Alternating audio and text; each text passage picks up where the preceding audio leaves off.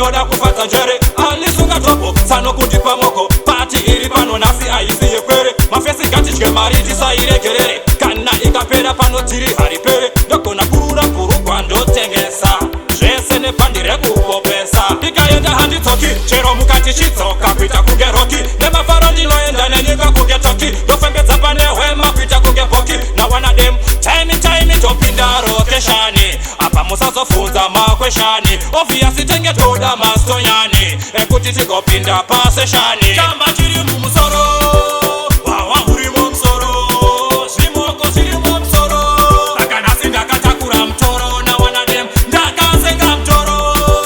Chamba chiri mumusoro wawa uri mumusoro. Kana zvimoko zviri mumusoro. Nawana dem chero ndisina kana sendi ndingatodya herendi kutengesa mapendi kana kumwa hendi endi ngava isiri mandeji kana kuti wikendi zvese hazvina basa pajoyitri malegendi. Ngatokurura bhurugwa ndotengesa zvese nebhandi rekubopesa kana kuita madhiri ekutengesa mweya wekufema ndozopombesa. Chamba chiri mumusoro wawa uri mumusoro.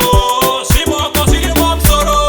Akanasi ndakatakura mutoro. Nawana dem ndakasenga mutoro. Chamba chiri mumusoro wawa uri mumusoro.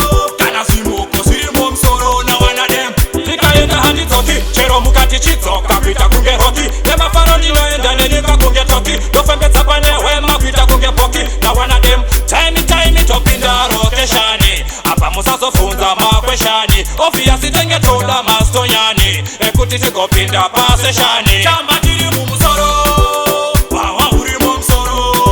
Zvimoko zviri mumusoro. Akanasi ndakatakura mutoro. Nawana dem ndakasenga mutoro. Chamba chiri mumusoro wawa uri mumusoro.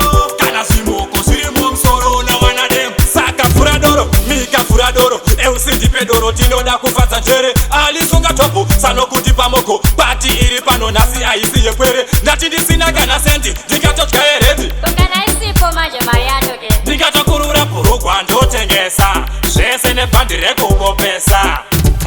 Ndori nyaya kupinda mulevel chete.